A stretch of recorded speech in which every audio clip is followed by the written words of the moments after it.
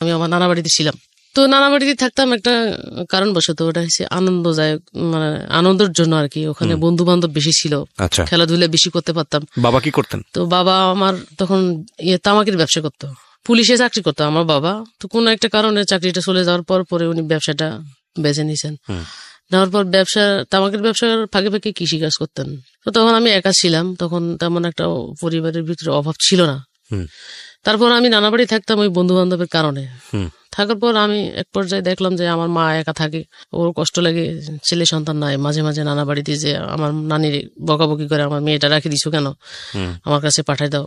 তো আমার মন বসতো না, কখনো বসতো না। তখন আমার জোর করে বাড়িতে নিয়ে আসতো, আমার নানি সহ নিয়ে আসতো। আসলে আবার আমি ওই সারাদিন থাকতাম, ওই নানির আসল ধরে থাকতাম। আচ্ছা। তারপর বিকেলে যখন নানি আবার চলে যেত, ওরে আমি পাহারা দিতাম কখন কোন সময় কোন ফাঁকে আমাকে রেখে চলে যায়। তো যদিও চলে যাইতো, আমি আবার এদিক দিয়ে বুঝতে পারতাম যে চলে গেছে, আমি আবার দূরে গিয়ে ওই রাস্তার মধ্যে ধরে ফেলতে আবার সাথে করে যাইতাম। যাওয়ার পরে যখন আমার মামা বড়টা তখন ইন্টারমিডিয়েটে পড়ে, আমি এখন বুঝি যেটা আর কি ওই সময় বয়সটা এরকম ছিল।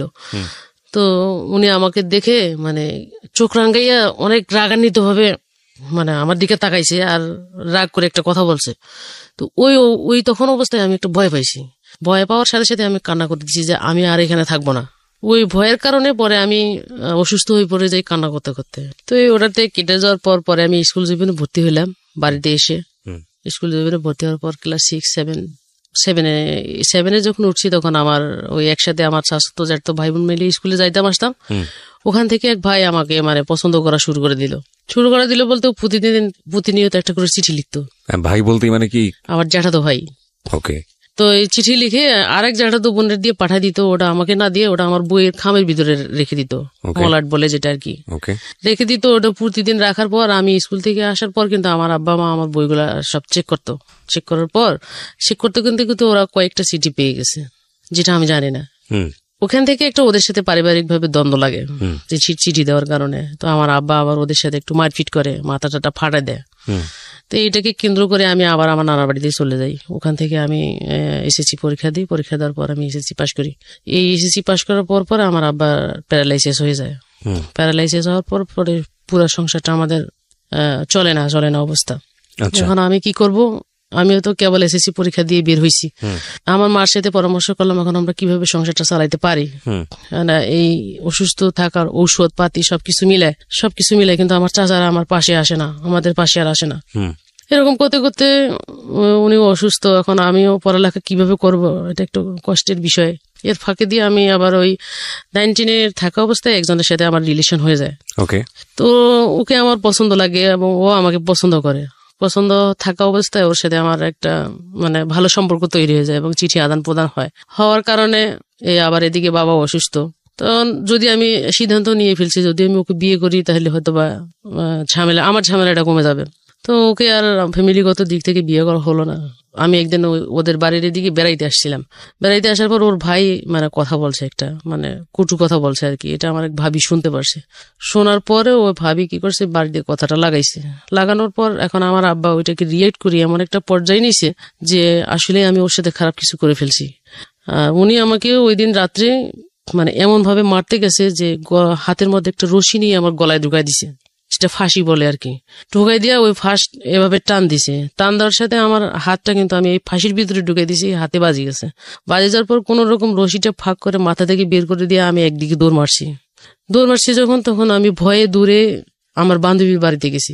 কারণ আমার বান্ধবীর বাড়ি আর আমার যার সাথে রিলেশন চলে তার বাড়ি কিন্তু পাশাপাশি। এখন ওই রাত্রের মধ্যে প্রচার হয়ে গেল যে আমি ওর সাথে রাত্রে পালাই গেছি। তখন আমি ওদের বাড়িতে গেলাম। যখন ওদের বাড়িতে 3 দিন ছিলাম, তখন আমার বান্ধবীর আব্বা যেহেতু আমার আব্বার সাথে মানে কন্ট্যাক্ট করার পর বলছে যে আসলে ও ভয়ে আমাদের বাড়িতে চলে আসছে, আপনি এরকম কেন করছেন? মানুষ কি মেয়েদেরকে এভাবে মারে? এটা করতেন না আপনি। তো মানুষের তো কিছু থাকতেই পারে, তাই বলে যে খারাপ কিছু এটা না, অতি করা শাসন ভালো না। এই সব কিছু বুঝাই সুঝাই আমাকে বাড়িতে দিছে। দেওয়ার পর আমি এখন একটা মানে সংকোচ ভাবে চলি, মন খুলে চলতে পারি না। তো এদিক সেদিক চললে মানুষে বলে ওই যে রাত্রে পালাই গেছে, অমুকের সাথে পালাই গেছে, অমুকের সাথে পালাই গেছে। কিন্তু আসলে বিষয়টা যে কি এটা শুধু আমি জানি আর আমার ওই বান্ধবী আমার বান্ধবীর বাবা জানে, আর কেউ জানে না। তো এখন হাজারো সত্যি যদি আমি সামনে আনতে চেষ্টা করি, এটা কেউ বিশ্বাস করে না। বিশ্বাস করে না যখন, তখন আমি সবকিছু মনের প্রতি চেপে রেখে আমি আমার নানা বাড়িতে গিয়ে আবার ইন্টারমিডিয়েট জীবনটা শুরু করি। মানে ইন্টারমিডিয়েট ভর্তি হই। আমার মামা বড় সমস্যা আমাদের সমাজে, মানে মেয়েরা এই জায়গাটায় যদি আসলে ফ্যামিলি সাপোর্টটা না পায়, এটা খুব দুঃখজনক আসলে। যাই হোক, হ্যাঁ বলেন। তারপর তখন আমি আমার নানা বাড়িতে চলে যাই। আমার মামারা ওখান থেকে ভর্তি করানোর পরে আমি পাশাপাশি কি করলাম, পরিবারটাকে বাঁচানোর জন্য মানবাধিকার সংস্থা নামে একটা সংস্থার মধ্যে আমি একটা জব নিলাম। কোন পরিবারকে বাঁচানোর জন্য? আমার বাবার পরিবার। কেন? মানে বাবা যেহেতু বাবা অসুস্থ। হ্যাঁ। ও, তো জব নেওয়ার পর আমি এখানে এদিকে ছোট ছোট ভাই বোন দুইটা আছে, এরা কেউ 6-এ পড়ে, কেউ 5-এ পড়ে, এরকম অবস্থা। আমি এসএসসির পর জবটা নেওয়ার পর পাশাপাশি জবটা করতেছি, চাকরি পড়ালেখা করতেছি। আবার এদিক দিকে ক্ষেত খামারের যে কাজগুলো আছে, ধান চাষ থেকে শুরু করে সবকিছু, এগুলো আমি দেখাশোনা করতেছি। নানির বাড়িতে থেকে কিভাবে দেখাশোনা করতেন? আমার নানা বাড়ি আমাদের বাড়ি পাশাপাশি। ও আচ্ছা, ওকে। বেশি দূরে না, মানে সকালবেলা যদি আসি, সারাদিন কাজ করে চলে গেলে বিকালে আবার ওদিকে চলে যাই। আচ্ছা আচ্ছা। চলে গিয়ে আবার রাত্রে ওখানে থাকলে আবার পরদিন সকালবেলা এদিকে গোছাই দিয়ে আমি কলেজে চলে যেতাম। কলেজ 3 দিন, সপ্তাহে 3 দিন করতাম, আর 3 দিন করতাম না। আচ্ছা। তো এই ফাঁকে চলার পর এর ফাঁকে দিয়ে আবার ওই কাজটা করতাম। কাজটা আমার মানে একাধারে নিজের জমি জমা দেখা, হ্যাঁ, চাকরি করা, প্লাস হচ্ছে কলেজে পড়াশোনা করা। আচ্ছা। এবং মানুষের দুর্নাম তো আছে। হ্যাঁ, দুর্নাম তো আছেই। কিন্তু আমার ভিতরে একটা সাহস ছিল যে আমি মানুষের কোনো কথায় মানে কেয়ার করি না। যে যাই বলুক, এটা হচ্ছে তার ব্যক্তিগত ব্যাপার। আমি তো জানি, আমার আল্লাহ তো জানে যে আমি কি জিনিস। যদি আমার ভাগ্যে থাকে ভালো বিয়ে হাসাদি হবে, না থাকলে আমি এভাবেই সংসার চালাবো। এভাবেই চিন্তা ভাবনা করছি। করার পর আমি পড়ালেখাটা চালাইলাম। চালার পর ইন্টারমিডিয়েট পাস করলাম। পাস করার পর আমি দেখতেছি একটা অ্যাপ্লিকেশন খুঁজছে। তা আমার আব্বারে জানাইলাম। জানার পর আমার আব্বা, আমার চাচা, ছোট চাচা, আমি মিলে 3 জনে টার্গের মধ্যে চলে আসছি। এখন সকাল 10টায় পরীক্ষা, রাত্রে থাকতে হবে। রাত্রে একটা হোটেলে 3 জনে উঠলাম, উঠে ওখানে থাকলাম। পরদিন সকালে পরীক্ষা দিলাম। ভাইবা পরীক্ষা হইলো। পরীক্ষা হওয়ার পর আমি পরীক্ষাতে টিকে গেছি। আচ্ছা। টিকে যাওয়ার পর পরের দিন আমার ভাইবা পরীক্ষার আবার ডেট দিছে। তখন কি আপনি ইন্টার কমপ্লিট করে ফেলেছেন? কমপ্লিট করছি। আচ্ছা। ডেট দিছে। ডেট দেওয়ার পরে হলো পরের দিনও থাকতে হইলো। পরের দিন ভাইবা হইলো। ভাইবার পরে আবার আমি ভাইবা তো টিকছি, পরে প্রি সার্ভিসের জন্য রেখে দিছে। আচ্ছা। প্রি সার্ভিসের জন্য রেখে দিছে যখন, তখন আমাদের সাথে আলাপ আলোচনা করে কথাবার্তা বলে কে কোথায় কোন এলাকায় চাকরি করবে, কার কোথায় পোস্টিং, এটা নিয়ে কথা বলতেছে। কথা বলার পর আমার পোস্টিংটা দিল। পড়ছে যখন, তারপর আমার বাড়ি থেকে দূরে হবে আর কি। তো পড়ছে যখন, তখন আমি এখান থেকে আসলাম। আসার পর এখন আমার সাইকেল চালায় চাকরি করতে হবে। আমি তো সাইকেল চালাতে পারি না। তখন ডিসিশন নিলাম সাইকেল চালা আমি। কত সালের গল্প এটা? এটা 2001 সালের কথা। 2001 সালে, আজ থেকে প্রায় 18 বছর। ইন্টারমিডিয়েটের পরেই। জি। তখন আমার আব্বার আমি মিলে সাইকেলটা যে কিনবো, এরকম টাকা পয়সা নাই। যখন, তখন ওই আমাদের খাবারের যে ধানটা ছিল, আমরা যেটা ভাত খাবো সিদ্ধ করার মতো, তো আমি বলছি যে ভাতটা আমরা খাবো, ওই ধানটা বিক্রি করে আমার সাইকেলটা কিনে দাও, আমি বেতন পাইলে তো আমরা আবার করতে পারবো। তখন চাল কেনা যাবে। হ্যাঁ, চাল কেনা যাবে। তো আমার আব্বা ধানটা বিক্রি করলো। ধানটা বিক্রি করার পর 2500 টাকা ধানটা বিক্রি করছে। ওটা আমার আব্বা আমাকে কিনে দিল। কিনে দেওয়ার পর ওটা নিয়ে আমরা বাসায় চলে আসলাম। বাসায় আসার পর তখন আমি ওই 4 দিনের মধ্যে সাইকেলটা চালানো শিখে ফেলি।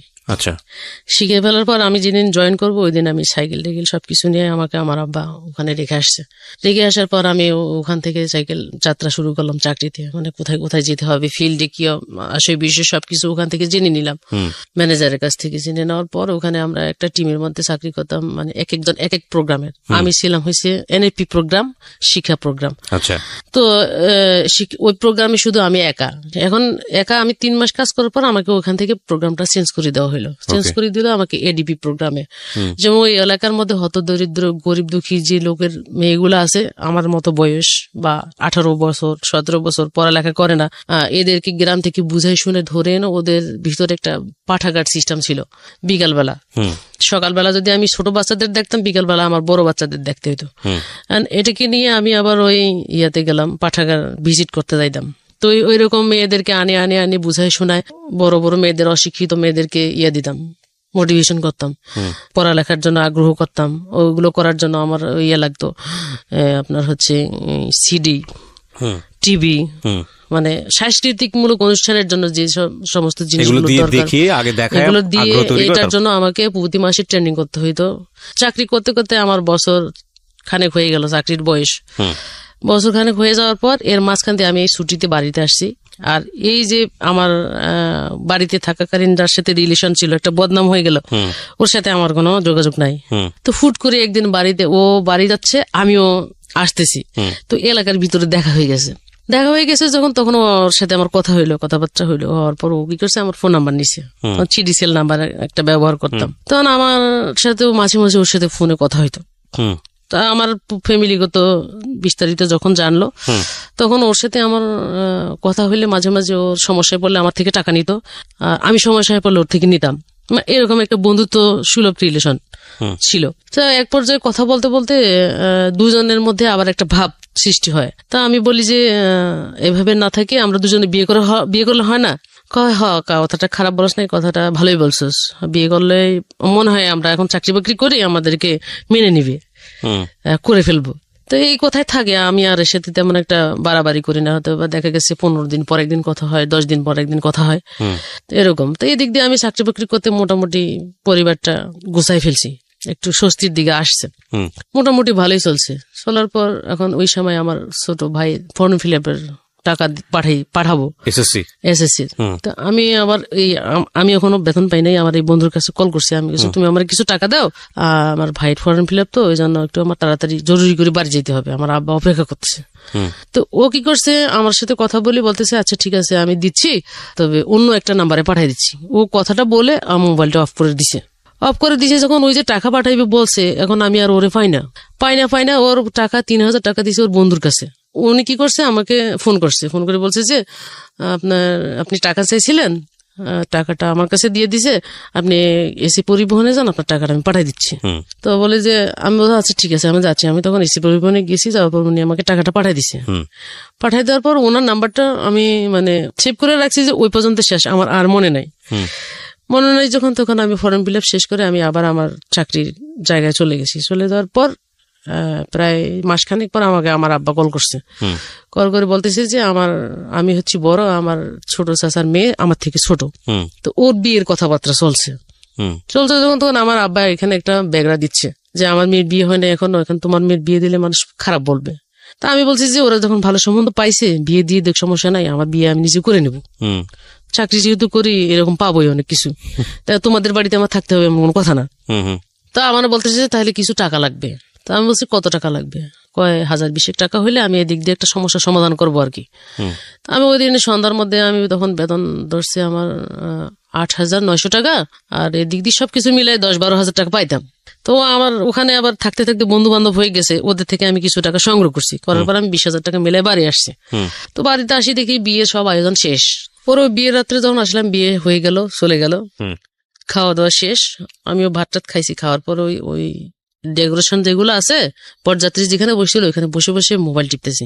তো টিপতে ওর নাম্বারটা চলে আসছে, কারণ আমার তো মনে নাই। আমি কইছি যে এটা কার নাম্বার, দেখি তো একবার ট্রাই করি। আমি কি করছি, মিস কল মারছি। মিস কল মারার সাথে সাথে আমার কাছে ব্যাক করছে। ব্যাক করার পর বলছে যে আমি কইছি ভাই আপনি কি, কেন আপনি আমাকে চিনেন না? আপনার নাম্বার তো আমার কাছে সেভ করা আছে, আপনি মায়া বলছেন না? আমি কি হ্যাঁ মায়া বলছি। আমি কো আচ্ছা কয় আপনি কথাটা শুনলে মন খারাপ করবেন না তো? আমি জানি ওর সাথে আপনার রিলেশন, আপনাদের দুজনের বিয়ে হবে, কথাটা বলতেছি, আপনি আবার মন খারাপ করেন না। আমি সাথে ওর সাথে এমন কোনো কিছু না যে ওকে আমার পেতেই হবে, বললে কোনো সমস্যা নাই, বলেন। তখন উনি বলছে যে ও বিয়ে করে ফেলছে, এই জন্য মোবাইল বন্ধ। তো এটা আমাকে বললে কি সমস্যা ছিল? আমি বন্ধু হিসেবে তো জানতেই পারি, মানুষের ওর সাথে প্রেম করছি বা সম্পর্ক করছি বিদে বিয়ে করতে হবে এমন কোনো কথা না। ও বিয়ে করবে, আমি বিয়ে করবো।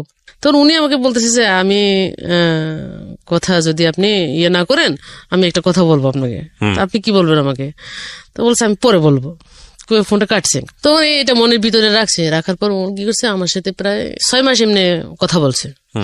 কথা বলার পর উনি আমাকে বলছে যে আমি আসলে আপনাদের এদিকে আসবো যখন বলছে, তখন আচ্ছা ঠিক আছে আসলে দেখা করবো, সমস্যা নেই। তখন কি করছে, ওর সাথেই ওই বেড়াইতে গেছে আমাদের এলাকায়। বেড়াইতে যায় যখন ও আমাকে সামনাসামনি ফেস ফেস দেখছে, দেখে ও আমাকে পছন্দ করে ফেলছে। আচ্ছা, আর আমিও যখন ওকে দেখছি, দেখার পর আমারও পছন্দ হয়ে গেছে, যে আমি যার সাথে রিলেশন করলাম তার থেকেও সে সুন্দর এবং অনেক ভালো, অনেক স্মার্ট, অনেক শিক্ষিত, মাস্টার্স কমপ্লিট। এই বিয়েটা যদি করি আমার ফ্যামিলি অবশ্যই মেনে নিবে। 6-7 মাস কথা বলার পর এতে কি করছে, নিজে আগ্রহ করে আরেকবার চলে গেছে তো ওনার সাথে আমার কথা হলো, আমি মনে করছি দুষ্টামি করতেছে মনে হয়। তা আমি ওই দুষ্টামিমূলক এইভাবে কথাগুলো বলে ফেলছি যে আচ্ছা ঠিক আছে আসেন। তো ওকে তো দেখছি একবার, দেখার পর পরের বার যখন গেলাম উনি আমাকে বলছে যে আমি আমার মামাকে সাথে করে নিয়ে আসছি, আর আপনি আসেন। টার্মিনালে উঠে ওরা হোটেলে উঠছে, হোটেলে উঠার পর আমাকে কল করছে। তখন আমার তো এই দিক দিয়ে ছুটি নিয়ে নাই, ছুটি নিতে তো আমার একটু সময় লাগবে। তো আমি সকালবেলা যাইয়া ফিল্ডের সব কাজ গোছ গাছ করে রাখি, অফিসে আসছি। অফিসে আসি, ম্যানেজারে বলছি স্যার আমি বিকালের দিকে অফিসে আসবো না, আমার একটু কাজ আছে, আমার একটু ছুটি দেন। তো কি কাজ পড়লো ওখানে, আবার আমার সহপাঠী আরেকজন বুঝাই দিয়ে বলছে যে আজকে যাবে না, আপনারা একটু ম্যানেজ করে নিয়ে। করার পর ওই দিন বৃহস্পতিবার ছিল, আমি বিকালে দুপুরের দিকে রওনা হয়েছি।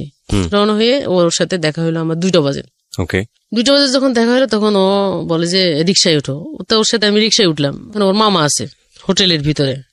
আমি এখন সংকোচ করতেছি একটা ছেলের সাথে হোটেলের ভিতরে যাবো কি যাবো না, বা একটা ভয়ের বিষয় আছে। তা আমি বলতেছি আমি হোটেলের ভিতরে যাব না, আপনি এখান থেকে যা করান মানে কিভাবে করবেন সেটা আপনি বলেন। তো কি করছে, মানে টাকা কিন্তু মনে হয় 20,000-এর মতো নিয়ে গেছে। মানে আপনি আগে থেকেই জানতেন যে আপনারা বিয়ে করতে যাচ্ছেন বা এরকম কিছু একটা? সামথিং বলা ছিল। তো আপনার ফ্যামিলিকে আপনি জানাননি কেন? না, আমি জানাইনি। জানাননি কেন? জানা নেই বলতে আমার ফ্যামিলি এত দূরে ছেলের সাথে বিয়ে দেবে না। আচ্ছা, বিয়ে দেবে না বলতে যদি আমি ঢাকায় ছেলে বিয়ে করি তাহলে এখানে যদি আমাকে ফেলে চলে যায় পরে ওকে আমরা কোথায় খুঁজে পাবো? এমনি আমরা মধ্যবিত্ত পরিবারের মানুষ, আমরা এগুলো চাই না। এখন এদিক থেকে আমার পছন্দ হয়ে গেছে, এটা আমি মানে করবোই তো করবো, যে কি জীবনের ডিসিশন কি হয়। পরে ওই কি করলো, আমাকে ওখান থেকে রেখে মানে আগে মার্কেটে ঢুকাইছে। মার্কেটে ঢুকার পর বিয়ের যেগুলো কেনাকাটা সবগুলো করছে, নাক ফুল থেকে শুরু করে কাপড় চোপড় পাঞ্জাবি সবকিছু মিলাই করে ফেলছে। উঠার পর ওরা আর একটা রুম নিয়ে ফেলছে, মানে আমার জন্য আর কি। ওরা 2জন এক জায়গায় থাকবে, আমি এক জায়গায় থাকবো। তো আমি আমার রুমে আছি, ওরা ওনাদের রুমে আছে। থাকার পর ওখানে ওই হোটেলের মালিকের সাথে কথা শেয়ার করছে। শেয়ার করার পর বলছে যে আচ্ছা ঠিক আছে, আমি বিয়েটা আমরাই করাবো, আমরা মেয়ের পক্ষ আর ছেলের পক্ষ তো একজন আসি। তো ওখানে কাজী টাজি আনি, ওখানে কিন্তু বিয়েটা হয়ে গেছে। আপনার ফ্যামিলি জানতো না? না, ফ্যামিলি জানতো না। বিয়েটা যখন হয়ে গেল, ওই দিন বিয়ে শেষ করার পর প্রায় রাত্রে 9:30 বাজছে। 9:30 বাজছে। তা আমি বলছি তো আমি এখানে থাকতে পারবো না, আমার তো যাইতে হবে।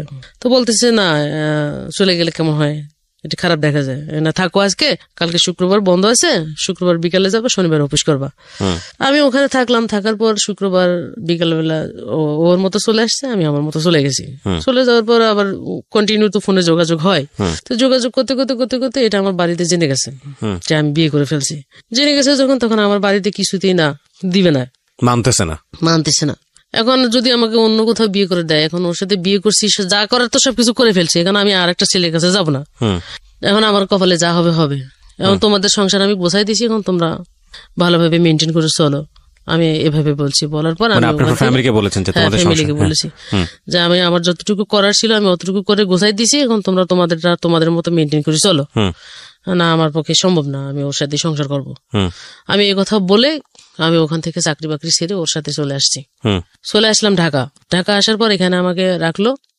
রাখার পর ওদের বাড়িতে রাখলো, এখানে থাকলাম। থাকার পর আমার ওই বছরের মধ্যে আমি কনসেপ্ট করি। কনসেপ্ট করার পর এখন আমি যে বাড়িতে যাবো আসবো বা কোনো কিছু, ওই সময়ের মধ্যে আমার ডিগ্রিতে পরীক্ষা শুরু হইলো যখন, তখন আমি আবার ওই কনসেপ্ট অবস্থায়, আমার পেটে তখন বাচ্চা 7 মাস চলে, ওই অবস্থায় আমি ডিগ্রি পরীক্ষা দিলাম। পরীক্ষা দেওয়ার পর আমি আমাদের বাড়িতে না গিয়ে আমার ফুপু বাড়ি থেকে পরীক্ষা দিছি। পরীক্ষা দেওয়ার পর ওখান থেকে আমি আবার শ্বশুর বাড়িতে চলে এসেছি। তো এই বাচ্চাটা হওয়া পর্যন্ত আমি ওদের সাথে ভালো ছিলাম, মানে ওরা আমার সাথে ভালো ব্যবহার করতো। বাচ্চাটা হয়ে যাওয়ার পর এই বাচ্চার বয়স যখন 1 বছর, তখন আমি আবার কনসেপ্ট করে ফেলার পর তখন আমি আমার কি করলাম, এদিক থেকে আমার ফ্যামিলির সাথেও যোগাযোগ হয়ে গেল যে বাচ্চা কাচ্চা হয়ে গেছে, এখন আর এগুলো ধরে রাখলাম কি, একটা মিউচুয়াল করে ফেলার পর ওরা তখন এদিকে আসছে, এদিক থেকে ওরাও ওদিকে গেছে। এখন একটা আসা যাওয়ার মধ্যে আছি। থাকার পর পরে যখন দ্বিতীয় বাচ্চাটা আমার কনসেপ্ট আসে, তখন আমি নাইউরি হিসেবে আমার বাবার বাড়িতে চলে যাই। বাবার বাড়িতে যখন চলে যাই, তখন আমার মা আমাকে বলে যে এই বাচ্চাটা এখনো বড় হয় নাই, আবার আরেকটা বাচ্চা নিশ্চয়, চল বাচ্চাটা নষ্ট করে ফেলে, বাচ্চাটা রাখবা না। তো আমি ততটা ওই ইয়েটা বুঝতাম না। তখন আমি কি করছি, আমার মার সাথে ওখানে গেছি, এটা নষ্ট করে ফেলবো। এখন ওখানে যাওয়ার পর ওখানে মহিলা গাইনি যে করতেছে, আরো অন্য মহিলারা আছে, দেখি তো চিৎকার করে চিল্লায়। তা আমি আবার কি করছি, এটা আমি ভয় পেয়েছি। ভয় পাওয়ার কারণে আমি ওনাকে ওখানে বসে রেখে ওখান থেকে নিজে বাড়িতে চলে আসছি। তো আমার মা আমাকে খুঁজে আরেকজনকে জিজ্ঞেস করছে, আমার মেয়েটারে দেখছেন? আপনার মেয়ে কবে রিক্সা নিয়ে বাড়ি চলে গেছে? তখন আমার মা বাড়ি ঘুরে এসে বলতেছে যে তুমি আমাকে রেখে চলে আসলে কেন? আমি কই, তুমি যে কাজ করার জন্য আমাকে নিছো ওটা আমি করবো না, ওটা তুমি করো, যাই যাও। ওকে। তো করার পর বলছে কয় এটাই সামলাইতে পারতেছিস না, আবার আর একটা নিছিস, এখন দুইটা কেমনে সামলাবি? আমি কই, কষ্ট করলে একবারে করবো, আর করবো না পরে। এভাবে করার পর আমি আর বাচ্চাটা নষ্ট করি নাই। তারপর হইলো তখন আমি ওই অবস্থা থেকে শুরু হইলো 8 মাস যখন চলে, তখন থেকে আমার উপর টর্চারিং এর একটা কিভাবে হয়েছে প্রভাব চলে আসলো বলতে আমার শাশুড়ি মানে কথায় কথায় খোঁটা মারে, আমি নিজে নিজে বিয়ে করছি, আমার এত সুন্দর ছেলে দেখে মন মানে নাই, চলে আসতো।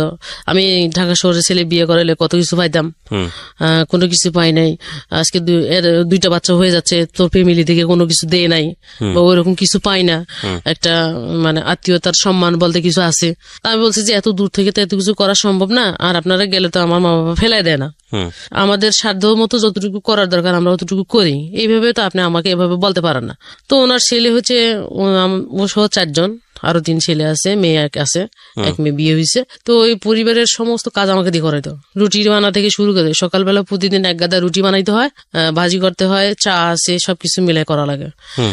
এখন আমি যে একটা প্রেগনেন্ট অসুস্থ মানুষ, আমি যে খাবো বা স্বামী হিসেবে যে আমার খোঁজ খবর নিবে বা কিছু করবে এরকম কোনো কিছু না। তখন আমি ফোন করলেও শুধু ওর মার সাথে কথা বলে, আমার সাথে কথা বলে না। তো এরকম একটা পর্যায়ের ভিতরে চলে গেছে। চলে যাওয়ার পর এরকম সহ্য করে থাকতে থাকতে পরে ডেলিভারি হয়ে গেছে। ডেলিভারি হয়ে যাওয়ার পর আবার মানে কষ্ট যেটা দিছে এর থেকে আরো বেশি টর্চারিং শুরু হয়েছে।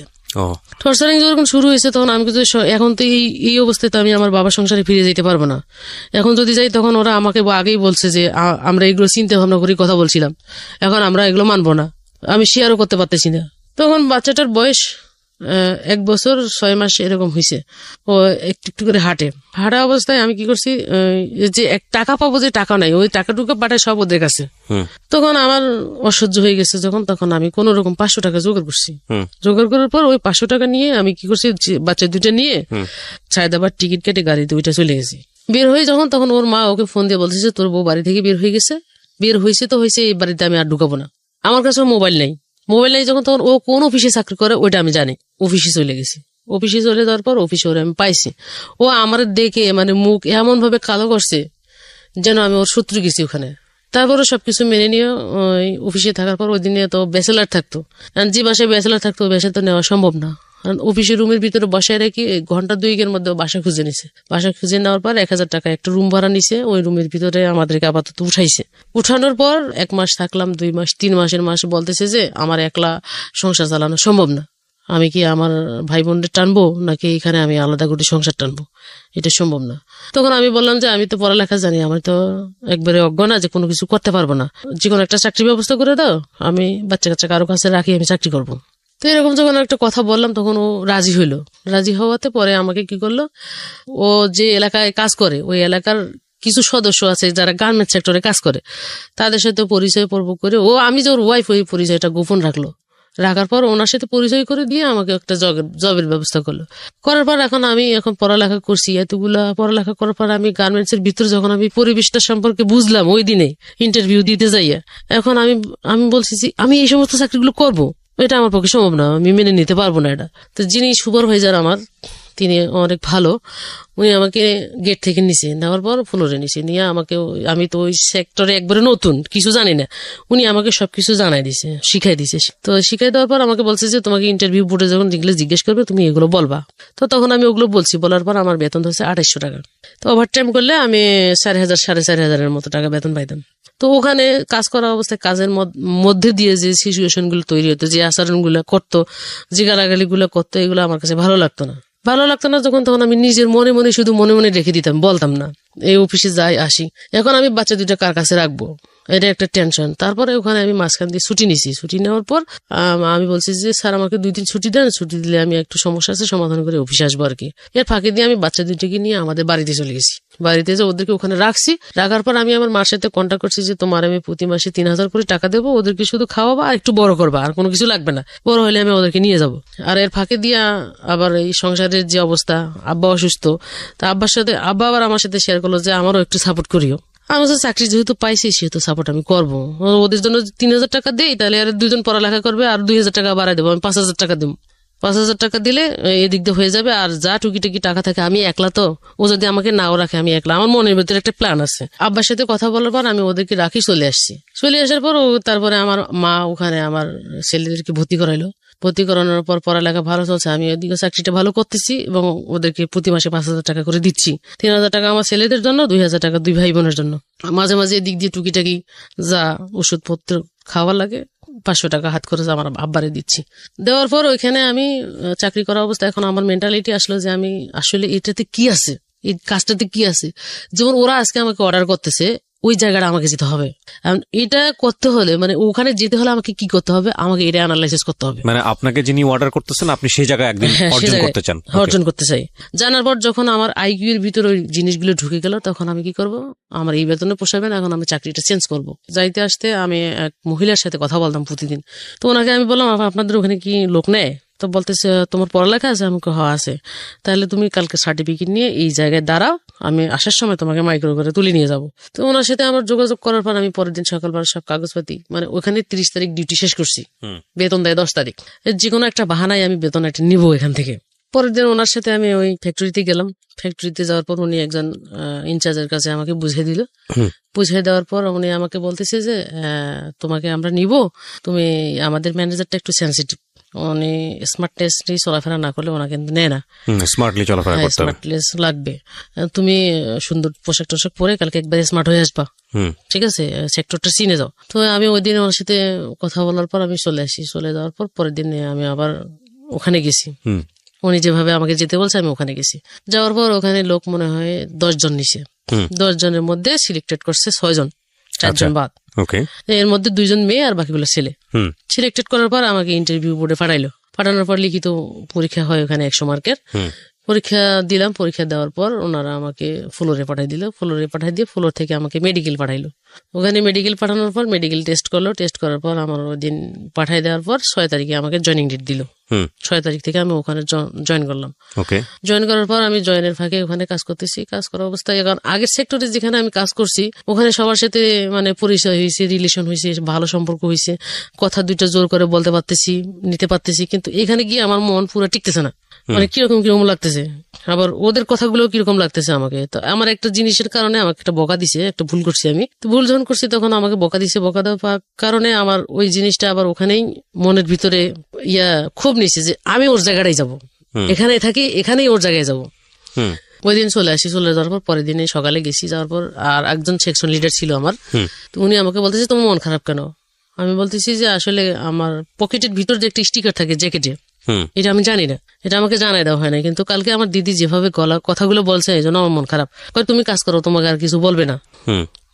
তখন আমি ওখানে কাজ করতেছি। কাজ করা অবস্থায় কাজ করতে করতে ওখানকার যে আমার যার আন্ডারে আমাকে দিছিল, সুপারভাইজার বলা হয় আর কি, তার ওখানে পদবি পজিশন হচ্ছে inspector, inspection leader, section leader.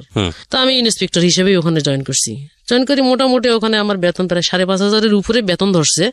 আর ওভার টাইম করলে আমি প্রায় 6,000-7,000 মানে বাড়তি টাকা পাচ্ছি আর কি। 10-12 হাজার টাকা পাচ্ছি। তো এই 10-12 হাজার টাকা পাইলে আমি বাড়িতে 5,000 থেকে 6,000 টাকা দিচ্ছি, বাকি টাকা আমি ওকে দিচ্ছি। আমার কাছে কিন্তু কিছু নাই, এমনি যাতায়াত, গাড়ি ভাড়া, নাস্তা খরচ যা লাগে তাই। এরকম মোটামুটি সংসার ভালোই চলছে। এদিকে আমার পরিবারেরও সাপোর্ট করতে পারতেছি। এদিকে পড়ালেখা করা অবস্থায় আমার ছেলেরা ক্লাস 4-5 উঠছে যখন, তখন আমার মা, আমার ভাই, আমার বাবা চিন্তা করলো আসলে টাকা এখন বেশি লাগে যখন এমনি কথাবার্তা চলার পর আমি আবার কি করলাম, এর ফাঁকে দিয়ে একদিন হঠাৎ করে খবর আসলো আমার আব্বা মারা গেছে যখন, তখন আমি ওখান থেকে ছুটি নিলাম। ছুটি নিয়ে বাড়িতে চলে গেলাম। চলে যাওয়ার পর দাফন করলাম। করার পর আমি এখান থেকে গেছি আমার টাকায়, কিন্তু দাফনের কাপড় চোপড় কিনা হয়েছে। তারপর দাফন হয়েছে। তারপর ওখানে আনুষ্ঠানিক ভাবে যেটা করার কলমা টলমা পড়ায় আমি ওখান থেকে 7 দিন ছুটি কাটায় চলে আসছি যখন, তখন কি করলো, এর ফাঁকে দিয়ে অ্যাপ্লাই করার পর ফাঁকে দিয়ে চাকরিটা হয়ে গেল যখন, তখন ও আমাকে বলছে, দেখো আমার চাকরি তো হয়ে গেছে, এখন তো আমাকে যেখানে পোস্টিং দেবে সেখানে যেতে হবে, যেখানে যাও না কেন, যেখানে থাকো না কেন চাকরি, তখন আমিও এখানে আটকা পড়ে গেলাম। এখন তুমি আবার আমাকে ছেড়ে ঢাকায় চলে যাবা। এখন আবার যদি কখনো আমার মনে থেকে একটা সন্দেহ জায়গা সৃষ্টি করছে। এর ফাঁকে দিয়ে আবার আগে প্রথমেই যখন বিয়ে করছে, বিয়ের কাগজপত্র সব ও কি করছে, গায়েব করে ফেলছে। এগুলো কোনো কিছু নাই বলতে, এখন ভবিষ্যতে যদি আমি ও যদি সরে যায়, মানে আমার ভিতরে একটা সন্দেহ ঢুকে গেল, বা কোনো কিছু করে পরে আমি ওকে কিভাবে ধরবো। এই চিন্তা ভাবনা করার পর আমি একদিন আবার ছুটি নিয়ে বাড়িতে চলে গেছি। চলে যাও, ওরে ডাকছি। ডাকার পর আমি বলছি যে দেখো, আমার কাছে তো কাগজপত্র কোনো কিছু নাই, তুমি যদি কখনো কোনো কিছু করো তাহলে আমি তোমাকে কিভাবে পাবো, আমি আবার ডকুমেন্টস চাই। যেখানে ডকুমেন্টস আমরা করছি এখান থেকে আমাকে ডকুমেন্টস তুলতে হবে, কিন্তু ওই জায়গাতে আমি ভুলে গেছি। তখন বলছে যে আসলে ডকুমেন্টস কোনো কিছু করার দরকার নেই, তোমার যদি অবিশ্বাস থাকে তাহলে তুমি আবার করো। এই অবস্থায় ওই আমার এলাকার মধ্যে আবার ওই কাজের মাধ্যমে ওই ডেটে আবার বিবাহ রেজিস্ট্রেশন করছে। এই রেজিস্ট্রেশনটা আমার কাছে আছে, কাবিন নামা যেটা, আগেরটা নাই। তারপর আমি ওই অবস্থায় সবকিছু ঠিকঠাক করে আবার চিটাং চলে আসছি। চলে আসার পর ও ওর জায়গায় ওর মতো চাকরি করতেছে, আমি আমার মতো চাকরি করতেছি। চাকরি করা অবস্থায় এখন এদিক থেকে আমার বাড়ি থেকে চাপ দিতেছে, ছেলে পেলে রাখতে পারবে না। কেন রাখতে পারবে না? কয় এখন টাকা পয়সা বেশি লাগে। আর বাড়ি থেকে আমার থেকে চাপ দিতেছে টাকা পয়সা বেশি দিতে হবে। আমি যদি টাকা পয়সা বেশি দিই তাহলে আমার ছেলে পেলে আমি এখানে রাখি চাকরি পড়ামো। তখন আমি এর সাথে শেয়ার করলাম যে বাড়ি থেকে এরকম বলতেছে, এখন আমি কি করবো, ছেলে পেলে কি করবা সেটা বলো। তখন এই আমাকে ডিসিশন দিল যে ওদেরকে নিয়ে আসো, নিয়ে এসে এখানে ভর্তি করে দাও, যা হওয়ার হইব। তখন আমি কি করলাম, ওদেরকে নিয়ে আসলাম বাড়িতে। নিয়ে আসলাম, নিয়ে আসার পর আমি আবার পাশের রুমে দেখতাম দুইটা ছেলে আছে, বাচ্চা দুইটা আছে। বাচ্চা দুইটা ভালো পড়ালেখা করে, ভালো ছাত্র। ওদের মোটিভেশন যেভাবে করতেছে, আমি আমার দুটো যদি এভাবে করতে পারতাম তাহলে আরো ভালো হতো। বাড়ি থেকে শুনছি পড়ালেখা ভালো।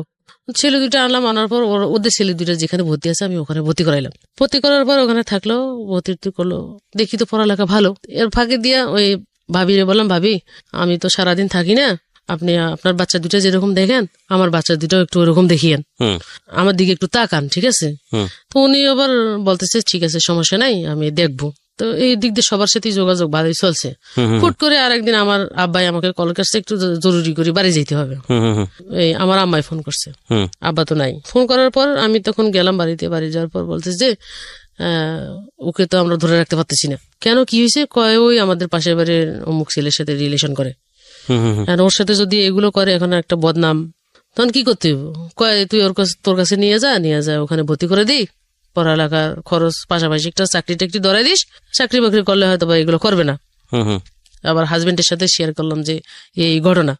নিয়ে আসে এখানে একটা চাকরি দাও, আর পড়ালেখার খরচ দেখা যাক আমরা কি করতে পারি। তো দুজনে মিলেমিশে চলতেছি, থাকতেছি, খাইতেছি, ফিরতেছি। এর মধ্যেই আমার হাজবেন্ডও মাঝে মাঝে যায় আসে। আনার পরে এখন একটা মানুষকে তো শহরের বাড়িতে বসে রাখা খাওয়া খরচের ব্যাপার স্যাপার আছে। তা আমি ওরে 2 মাস বসায় রাখলাম। বসায় রাখি বললাম যে এই জিনিসগুলো শিখো, যে জিনিসগুলো আমি তোমাকে দিই এগুলো শিখো, এগুলো কিন্তু ইন্টারভিউতে ফেস করতে হয়। তখনও কি পড়তো? তখন ইন্টারমিডিয়েট পাস করছে। হ্যাঁ, আচ্ছা। পাস করার পর তারপরে জবটা হয়ে গেলে এরপরে তোমার ভর্তির ব্যবস্থাটা আমি করবো। তো তুমি কি চাকরি করতে চাও কি চাও না? তো বলে যে আমি যদি চাকরি করলে একটু আমার বাড়িতে হেল্প করতে পারবো, আমার পড়ালেখাটাও চালাইতে পারবো। তখন আমি আমার অফিসের ভিতরে বিভিন্ন সেক্টরে বিভিন্ন জায়গায় যোগাযোগ করা শুরু করে দিলাম। শুরু করতে করতে আমি ওই স্টোরের জায়গাটা খালি পেয়েছি। তা আমি স্টোরের চাকরিটা অনেক ভালো, যতগুলো ডিপার্টমেন্ট আছে তার থেকে ওইটাই ভালো, বসে থাকার চাকরি আর নাই। তো এখন ওর সাথে যোগাযোগ করার পর ওনাকে আমি বলছি যে শোনেন আপা, আমি তো এখানে পুরান মানুষ, আমার লোকটা আপনার নিতেই হবো, আপনি যা কিছু করেন না কেন। তখন বলছে আচ্ছা ঠিক আছে, আমি আপনার লোকটা নিবো, আপনি আনেন। তো ওনার বাসাও আমার বাসার কাছাকাছি ছিল। আমি সন্ধ্যাবেলায় ওনার বাসায় নিয়ে গেছি। নিয়ে যাওয়ার পর ওনার সাথে কথাটা তো বললাম, কথা বলার পর ওখান থেকে বাসায় আসলাম। পরের দিন সকালবেলা আমি অফিসে নিলাম। নেওয়ার পর ওর চাকরিটা ওখানে হয়ে গেল। সবে চলে যাওয়ার পর বাড়িতে জানাইলাম, ও জবে ঢুকাই দিছি। আমার হাজবেন্ডের জানালাম জব দিছি, হ্যাঁ, দুইজনে একসাথে যাবো আসবো, একই অফিসে থাকবো। তখন এর মাঝখান দিয়ে আমার বায়ু চলে আসলো। তখন ওর টানিয়ে আনার পর ওরা কি করলাম, তো আমি বলছি যে তুমি কোয়ালিটি চাকরি করতে পারবা? তো কোয়ালিটি কিন্তু সারাদিন দাঁড়ায় থাকতে হয়, যদি তুমি করতে পারো তাহলে আমি তোমাকে দিতে পারি, যদি না করতে পারো তাহলে কিন্তু আমি মুখ বেচবো না মানুষের কাছে। তো বলছে যে আমি করতে পারবো। যখন কথাটা বলছে তখন আমাদের সেক্টরের ভিতরে আমি ওর চাকরিটাও দিয়ে দিলাম। আমার ছেলে আমাকে বলতেছে, আম্মু বাবার নাম্বার থেকে একটা মেসেজ দেখছি, হঠাৎ করে বলতেছে। ছোট ছেলে না বড় ছেলে? ছোট ছেলে। তখন ও কিন্তু অনেক চালাক, ছোট হলেও সব ইংলিশ পড়তে পারে, সব বুঝতে পারে, এবং ছাত্র হিসেবে অনেক ভালো। তো আমি কন্টিনিউ মানে ফোন করি, দেখি ওয়েটিং কল। আমি তুমি কার সাথে কথা বলো? কয় আমি একটা জব করি, আমার তো বিভিন্ন ধরনের কথা হইতেই পারে, থাকতেই পারে, আমি ফ্রি হলে তোমাকে ফোন দিব। তখন আমার ভিতরে একটা কামড় যখন, তখন আমি বলতেছি যে যাই হোক, আমার সংসার যদি নাও টিকে, আমি ছেলে দুইটা যেমনি পারি মানুষ করব। তখন আমি কি করলাম, যখন আমাকে এই কথাটা বলার জন্য আসছে ও, এর ফাঁকে দিয়ে মেসেজ ও ডিলিট করে ফেলছে যখন, তখন আমি ওর মোবাইলটা নিয়েছি। মোবাইলটা নেওয়ার পর যতগুলো ফাংশন আছে সবগুলোর ভিতরে ঢুকছি। ঢোকানোর পর দেখি কোনো কিছু নাই যখন, তখন আমি মোবাইলটা রেখে দিছি। রেখে দেওয়ার পর আমি বলছি যে তুমি আজকে থেকে মোবাইল ব্যবহার করতে পারবা না, তোমার মোবাইল লাগবে না, আমি তো আসি ওখানে, সমস্যা হলে তো জানবি। তখন ও আমি আবার কি করলাম, আমি আজকে অফিসে দেরি করে যাম। তা আমি অফিসে ফোন লাগাইছি, ফোন লাগার পর দিদি বলছি, দিদি আমার 1 ঘন্টা লেট হবে আসতে। ওর মোবাইলটা যখন রেখে দিছে, ও অফিসে গেছে, যাওয়ার পর ও কাজ টাজ গোছায় রাখি অন্য আরেকজনের মোবাইল নিয়ে আমার হাজবেন্ডের কাছে কল করছে। কল করার পর ওইটা জেনে দিছে যে ওর মোবাইলটা আমার কাছে, আর আমি এদিক থেকে ওর নাম্বার থেকে ওকে মিস কল মারতেছি, ও আসলে ব্যাক করে কিনা এই নাম্বারে, কিন্তু ব্যাক করতেছে না। ঠিক আছে, ব্যাক করতেছে না, কিন্তু মোবাইল তো আমার কাছে। তখন আমি কি করলাম, রেডি হয়ে অফিসে চলে গেলাম। অফিসে যাওয়ার পর অফিসে ঢুকে আমার কাজগুলো সব গোছায় রাখি, দিদিরে বলছি, দিদি আমি অন্য একটা সেকশনে যাচ্ছি, আপনি আমার খুঁজিয়েন না, আমার আসতে একটু দেরি হবে, সব কাজ গোছায় রাখছি। তো আচ্ছা ঠিক আছে যাও। কিন্তু আমি ওই কাজের বিনিময়ে যাচ্ছি যে এই কথা বলে যাচ্ছি, কিন্তু নইলে আবার ম্যানেজারের কাছে ধরা পড়লে ম্যানেজার সব জায়গায় ঘুরে কখন কোথায় দেখে ফেলে, তখন আবার দিদির কাছে কল করবো, ওকে ওখানে দেখলাম কেন, যদি উনি জবাব দিতে না পারে পরে আবার আমার গালাগালি করবে। আমি গালাগালি না খাই মতো আমি কাজ সিস্টেম করে নামছি। নামার পর আমি কি করলাম, ওখানে যে টিএনটি নাম্বার একটা আছে ইউজ হয়, ওই টিএনটি নাম্বার কার কাছে, এর কাছে। টিএনটিতে ফোন করে, মোবাইলটা আমার কাছে। ও যখন টিএনটিতে কথা বলতেছে তখন ওর পিছনে গিয়ে আমি দাঁড়াইছি, ও আমাকে দেখে নাই যখন, তখন ও পিছনে যখন কথা বলতেছে তো কথাগুলো আমি শুনতেছি। শোনার পর ও ফোন লাইন কাটিয়ে দিছে, যখন কাটিয়ে দিয়ে পিছন ফিরিয়ে দেখে এখন আমি পারতেছি না ওখানে কোনো কিছু বললে আবার সবাই শোনাশুনি হয়ে যাবে, জানাজানি হয়ে যাবে। জানাজানি হয়ে যাওয়ার পর আমি কি করলাম, ওখান থেকে ওরে কিছু না বলি সাইডে চলে আসে যখন, তখন এ কি করছে, ভিতরে ভিতরে আর একটা সিম আর একটা মোবাইল কিনছে। কেনার পর ওই মোবাইল আর সিমটা সবসময় এখানে রাখতো সাইলেন্ট করে, নিজের কাছে গোপন রাখতো। এটা অফিসের ভিতর কেউ জানতো না। আর যখন যাওয়ার সময় হইতো তখন ও ওই ড্রয়ারের ভিতরে মোবাইলটা রাখি তালা দিয়ে সিস্টেমে চলে যেত। কিন্তু রাত্রে যে সে কথা বলবে কোনো কিছু এরকম কোনো কিছু আমি ধরতে পারবো না, কারণ ওর সাথে দেখা হয় আমার রাত্রেই, দিনে হয় না। রাখছে যখন, তখন আমি গোয়েন্দার মতো লাগছি পিছনে, ওই কাজ ওখানে শেষ করি, আমি আবার নিচে নামার পর আমি ওখানের ভিতরে এক মহিলারা লাগাই দিছি, যার মাধ্যমে ঢুকাইছি। ওকে বলছি যে দেখেন তো ওর কাছে কোনো ফোন আছে কিনা। তখন আমাকে বলতেছি যে ফোন করে টিএনটিতে, ওনারা একটা অ্যানালাইসিস বাইর করে ফেলছে। বাইর করে ফেলার পর আমাকে যখন কথাটা বলার পর আমি তখন কিছু দেখেন ওখানে কোনো ফোন আছে কিনা। তখন ফোন ড্রয়ারের মধ্যে লাঞ্চে যাওয়ার সময় ওরা সরাই ফেলে ফোনটা আমারে দিছে যখন, তখন ওই ফোনের মধ্যে ফোন করছে যে আমরা যে দুইজনে কথা বলি, আমি যে কথা বলি, ও যে কথা বলে, এটা ও বুঝতে পারতেছে না এটা আমি নাকি ও।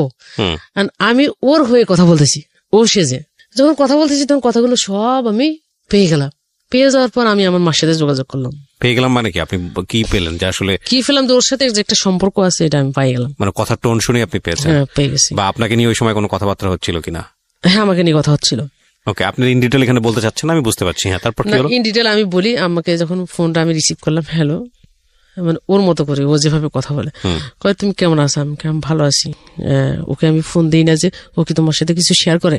আমি বলতেছি না, আমার সাথে শেয়ার করে না, তবে ও একটু মন টন খারাপ আর কি, আপনি ফোন টোন করেন না, এভাবে কথা বলতেছি।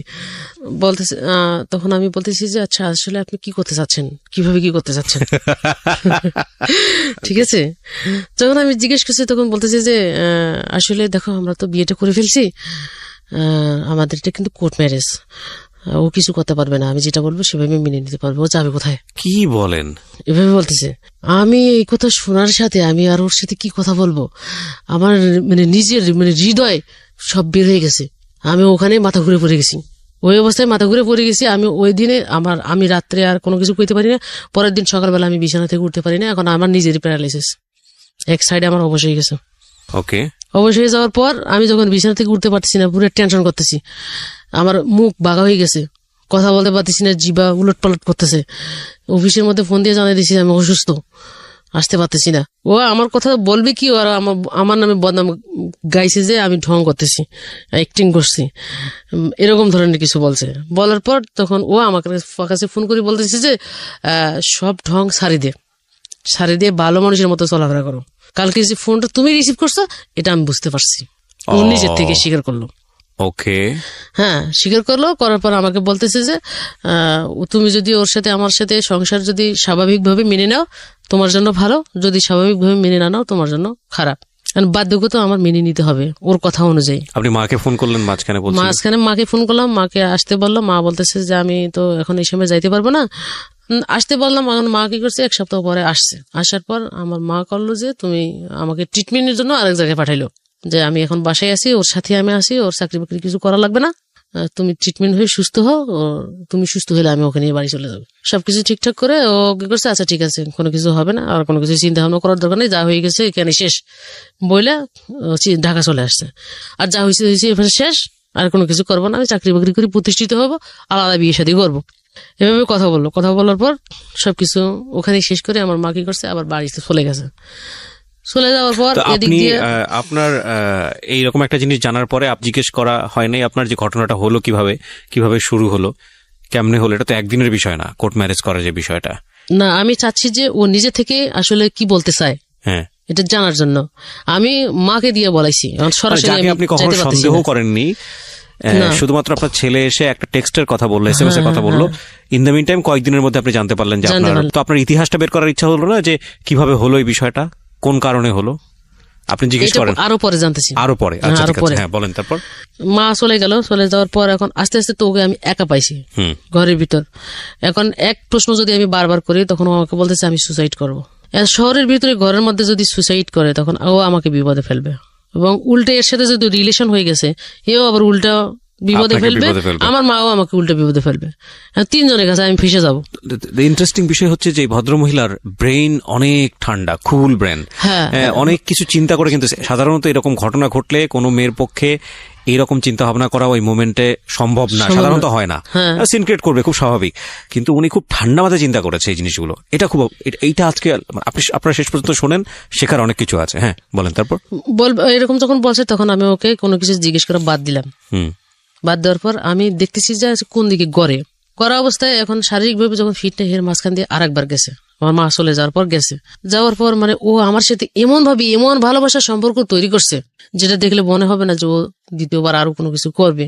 এরকম করার পর আবার চলে আসছে, ঢাকা চলে আসার পর কিন্তু মোবাইল যে নাই, কথা বলতে পারে না, চাকরি অফ, এরকম কোনো কিছু নাই। না করার পর সামনের যে ফিক্সি লোডের দোকান আছে, দোকানের মোবাইল থেকে কথা বলতো। তখন আমার ছেলেদের পরীক্ষা হবে ডিসেম্বরে, কারণ আমি এটা নিয়ে একটু টেনশনে আছি, আবার নিজে নিয়ে টেনশন, নিজের অসুস্থতা নিয়ে টেনশন করতে তখন আমি কি করলাম, সব দিক দিয়ে এদিকে গোছাই ফেলছে, প্ল্যান করে ফেলছে, কখন কোথায় কি করে ফেলছে।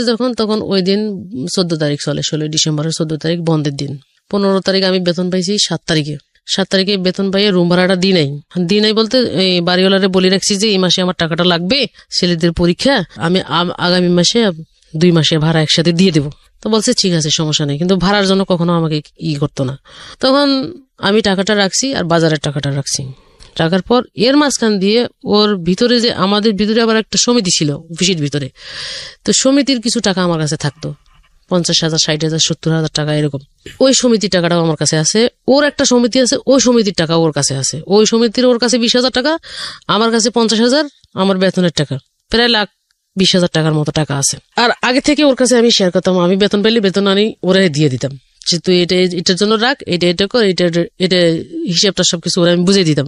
তো ওরা দিয়েই করাইতাম। আমরা সংসারের ভিতরে কোনো ভেজাল না থাকার কারণে ওই সুযোগ সুবিধা নিয়ে ও কি করছে, আস্তে আস্তে টাকাগুলো সরে একটা ব্যালেন্স করার পর এই টাকাগুলো এর কাছে পাঠাই দিছে।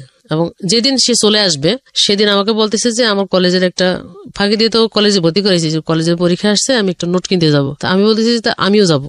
বলছে তোমার যাইতে হবে না, আমি যাবো আর আসবো কথা কইয়া ও যে বের হয়েছে, যে আমার টাকাগুলো সবগুলো নিয়ে বের হয়েছে।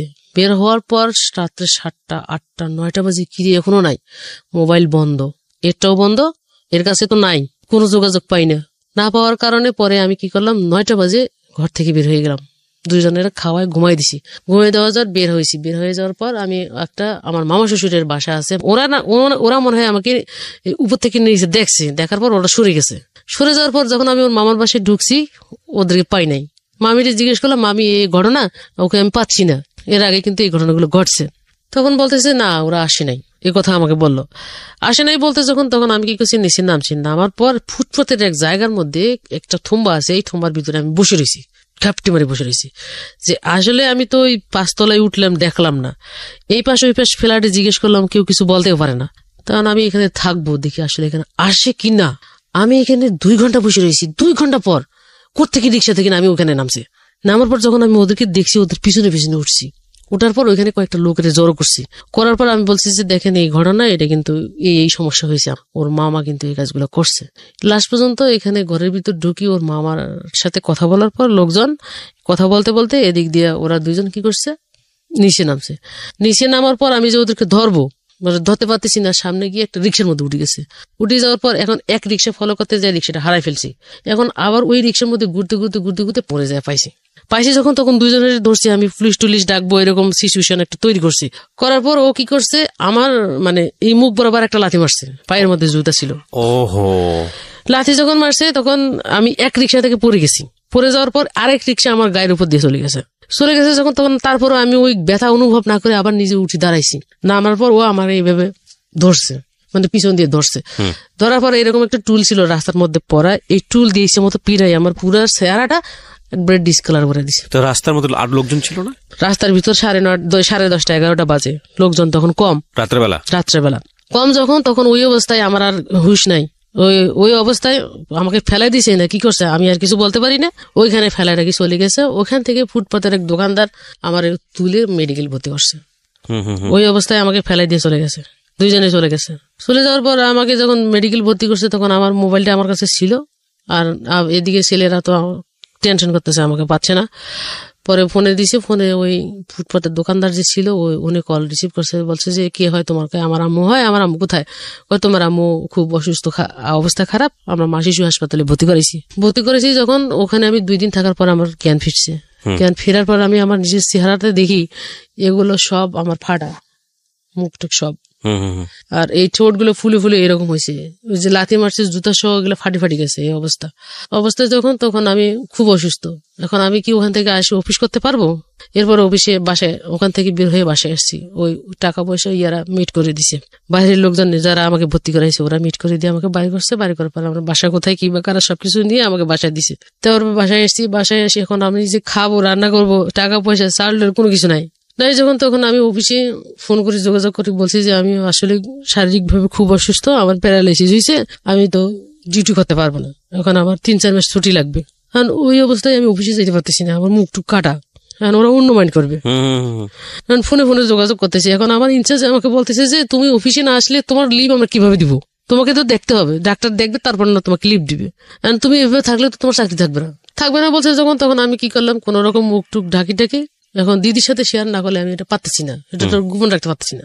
আসি দিদির সাথে কথাটা শেয়ার করলাম, দিদি ঘটছে। উনি কি করছে, আমাকে মেডিকেল নিয়ে 3 মাসের ছুটির ব্যবস্থা করে দিছে আমার ফিটনেস অনুযায়ী।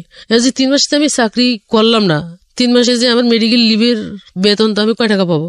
বেতন পাইতাম 14,500 টাকা। এখান থেকে আমি ওভারটাইম করলে না 14,500 টাকা পাবো, আর ধরা বেতন যেটা 12,000 পাবো। এই 12,000 টাকা থেকে আমাকে হাফ বেতন দিবে 6,000 টাকা। এই 6,000 টাকা কি আমার এই 3 মাস সংসার চলবে? 2টা বাচ্চা নিয়ে। তারপরে আমি কি করলাম, মোবাইল ফোনের মাধ্যমে ওর সাথে যোগাযোগ করতে চাচ্ছি যে যা হওয়ার যা করার করছো, আমি সবকিছু মানিয়ে নিলাম। এখন তো আমার ছেলে দুটো মানুষ করতে হবে, পড়ালেখা করতে হবে, খাওয়া থাকা সবকিছু মিলে টাকা পয়সা দাও। টাকা পয়সা দিবে না, কোনো কিছু দিবে না। না দেওয়ার পর আমি 3-4 মাস শুধু এই যোগাযোগ অবস্থায় থাকলাম, কোনো টাকা পয়সা কোনোভাবে নিতে পারলাম না। এমনও দিন গেছে আমরা 3-4 দিন না খাই রয়েছি। ওই সময়টা 3 মাস অনেক কষ্ট গেছে। সামনের এক দোকানদারও বুঝতে পারছে, বুঝার পর উনি আমার 3 মাসের বাজার খরচ আমার ঘরের ভিতর দিয়ে গেছে। এর ফাঁকে দিয়ে আমি সুস্থ হয়ে কোনো রকম আস্তে আস্তে 3 মাস পর আমি চাকরিটা স্টার্ট করি। আমার 3 মাসে 3-5-15,000 টাকার রুম ভাড়া বাকি হয়ে গেছে। এখন আমি কি ছেলে পড়ালেখা করাবো, না খাবো, না চলবো, কোন দিকে যাবো? লাস্ট পর্যন্ত ছেলেরে বললাম তোর আব্বুর সাথে যোগাযোগ কর। মোবাইল করছে, কয় কে তুমি? কাউরে চিনি না। কয় আমি তোমার ছেলে বলছি, কয় তোমার আমার কোনো ছেলে নাই। টোটালি এসে অস্বীকার করছে। আমি এখন কি করব? ওইখানকার 13-14,000 টাকা দিয়েও আমার সংসার চলবে না। পরে আমি আবার চাকরি চেঞ্জ করার সিদ্ধান্ত নেওয়ার পর ওই 3 মাস আমার খুব কষ্ট গেছে, যেটা আমি কাউকে বলতে পারবো না। আমার অসুস্থ চিকিৎসার টাকা নেই, আমার খাওয়ার টাকা নেই, আমার ঘর ভাড়ার টাকা নেই, কোনো কিছু নেই আমার কাছে।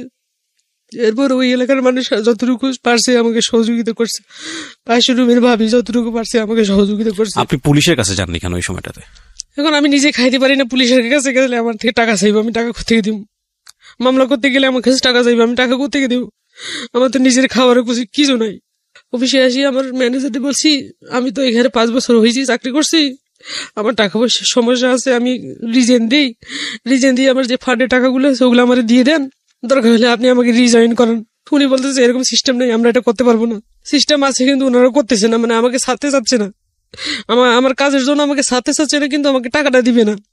পরে ওই আমার ইনচার্জ বললো যে আমরা তোমাকে সবাই মিলে একটা সহযোগিতা করি, আপাতত তুমি এটা দিয়ে চলো। ওরা সবাই কি করছে, সবাই ভিতরে ভিতরে টাকা কালেকশন করছে। টাকা কালেকশন করে ওরা আমাকে 10,000 টাকা দিয়েছে। 10,000 টাকা দেওয়ার পর এদিকে জমিদার বাড়িওয়ালা বুঝতে পারতেছে যে আমার তো আর কিছু নাই, আমি অথবা রুম ভাড়া না দিয়ে যদি পালাই যাই তখন আমার কই পাইবো। বাসা ভাড়ার জন্য প্রেশার দেওয়া শুরু করে দিয়েছে। এরা এদিক সেদিক অনেকজন অনেক কিছু বলতেছে। তখন আমি বলছি যে আমার একটু সময় দেন, আমি আপনার টাকাটা ব্যবস্থা করে দিব। পরে ওখান থেকে 10,000 টাকা দিচ্ছি। 10,000 টাকা আমি রুম ভাড়ার টাকাটা দিয়ে দিছি, আরো 5,000 টাকা পাও না, আবার রানিং ভাড়ার টাকা যখন তখন আমি এদিকে হাল ছাড়ি দিনে চেষ্টা করতেছি যে আমি একটা সমাধান করে কিনা বা একটা ইয়ে করে কিনা। না করার পর তখন আমি আবারও ওদের বাড়িতে যোগাযোগ করলাম। সবকিছু আমরা এত ভাগি বললে চলবে না, আমাকে এখন সপ্তাহে দাঁড়াইতে হবে, নিজেকে নিজে নিজে করতে হবে। এখন ওর আশা বাদ, ওর দিকে বাদ দিয়ে অফিসে যাওয়া শুরু করি। পরের মাসে বেতন পেলাম, মানে 8,500 টাকা অ্যাবসেন্ট করার পর। এই টাকা দিয়ে রুম ভাড়ার টাকাটা দিয়ে দিছি। এদিকে স্কুলে পরে স্কুলের বেতন, প্রাইভেটের বেতন সবকিছু মিলে দেওয়ার পর আমার খাওয়ার টাকা নাই। বললাম যে আপনি আমাকে দোকানে 2 মাস বাকি খরচ চালান, আমি অন্য একটা চাকরির ব্যবস্থা করতেছি, যদি বাড়তি বেতন পাই টাকাটা আপনার একবারে দিয়ে দিব, সমস্যা তারা আমার একসাথে থাকবে না। এখন সমাপনী পরীক্ষা দিয়েছি, পরীক্ষা দেওয়ার পর রেজাল্ট বাইরে হয়েছে, A+ পাইছে। এখন পরবর্তীতে আমি ছেলেটি 6 ভর্তি করাবো, আমার তো টাকা লাগবে, 6 দিব কোথায়? আমি এখন ওই সময়ের মধ্যে ছেলের মাথায় একটা টেনশন ঢুকে গেছে। তখনও আমি বললাম যে আব্বু আমি আসি তোমাদের পাশে, আমি তো তোমাদেরকে সারি কোথাও কোনো কিছু করবো না। এখন বাবা, ওরা মনে করে বাবা তো বিয়ে করছে, মাও যদি অন্যদিকে কারোর সাথে চলে যায় আমাদের অবস্থান কোথায় যাবে, কি হবে? তখন ওকে বুঝাই সুঝে বললাম যে তুমি পড়ালেখা করো, আমি তোমার সাপোর্ট দিব, আমি তোমাকে টাকা দিতে পারবো কিন্তু সময় দিতে পারবো না। এখন তোমরা তোমাদের মতো করে তৈরি হও। বলার পর এই ছেলে কি করলো, আমাদের গার্মেন্টসের ভিতরে চাকরি করি, ওখান থেকে আমার একটা কমিশন আছে। যখন ওখানে সবার বেতন আসে, ভর্তির বেতন 10,000 টাকা, আমার থেকে নিবি 7,000 টাকা, 3,000 টাকা আমি ওখান থেকে ছাড় পাবো। আর মাসিক বেতন আছে 850 টাকা, ওখান থেকে আমি 375 টাকা বেতন দেবো মাসিক, ওখান থেকে ছাড় পাবো। তো এটার জন্য করতে হবে আমার ওখানকার অফিসের একটা প্রত্যয়নপত্র আছে, ওইটা এই সাইড থেকে সিল করে লিখিত দিয়ে ওই অফিসের কাগজটা ওই স্কুলে জমা দিতে হয়, তাহলে ওই টাকাগুলো থেকে আমি ছাড় পাই। তা আমার একটা সুবিধা যেহেতু আছে, সেহেতু একটা ব্যবস্থা হবেই।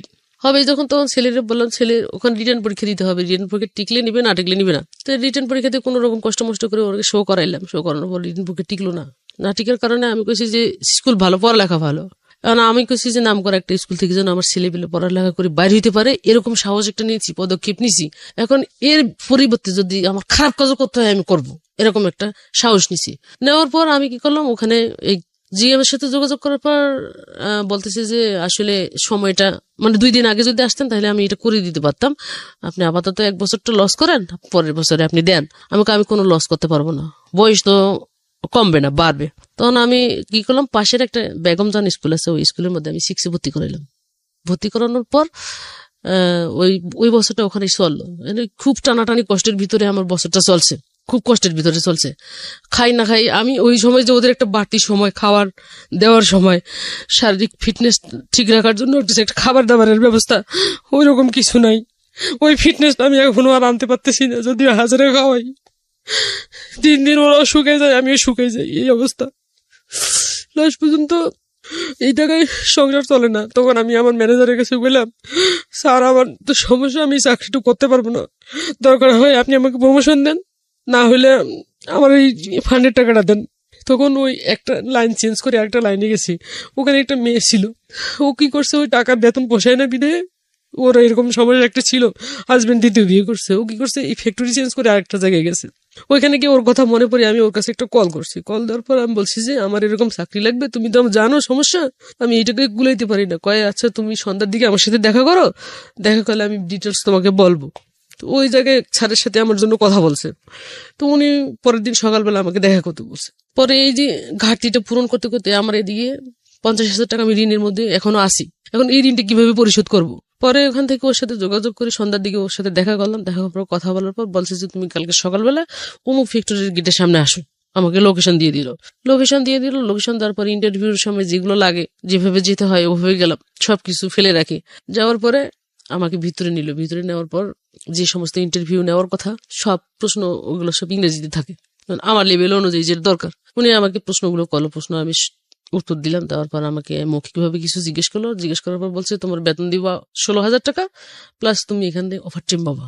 যেখানে আমি এখানে সবকিছু মিলে পাইছি 14-15,000 টাকা, তাহলে ওখানে যদি আমাকে 16,000 টাকা দেয় আবার ওভার টাইম দিবে, তাহলে আমার 1 ঘন্টার দাম পড়তেছে 120 টাকা। তাহলে এখানে আমি 4 ঘন্টা ওভার টাইম পেলে আমি 20-এর পার হয়ে যাব। তাহলে আমার এই টাকাটাই সংসারটা ভালো চলবে।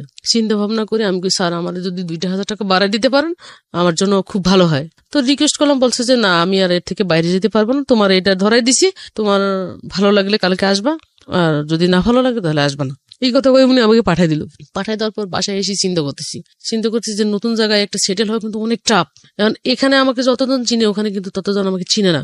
নতুন করে ওদের সাথে ওদের ভিতরে ঢুকতে গেলে আমার অনেক কষ্ট হবে। পরে আমি কি করলাম, চিন্তা করে যত কষ্ট হোক আমার টাকাটার দরকার। এখানে আসি কি করলাম, আমি এই অফিসে ডিউটি শুরু করলাম।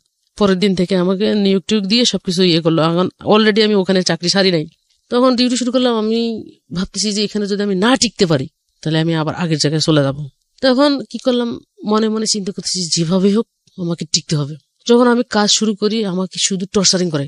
ওখানকার ডিরেক্টর আছে, আমাকে উল্টোপাল্টা প্রশ্ন করে, যেটা আমি জানি না সেটা প্রশ্ন করে, কিন্তু আমি উপস্থিত বুদ্ধিটা আমার বেশি, এটা আমি বুঝি যেটা আমি কোন দিক দিয়ে কভার করতে পারবো। ওই উপস্থিত বুদ্ধি দিয়ে আমি ওটাকে ম্যানেজ করে ফেলতাম।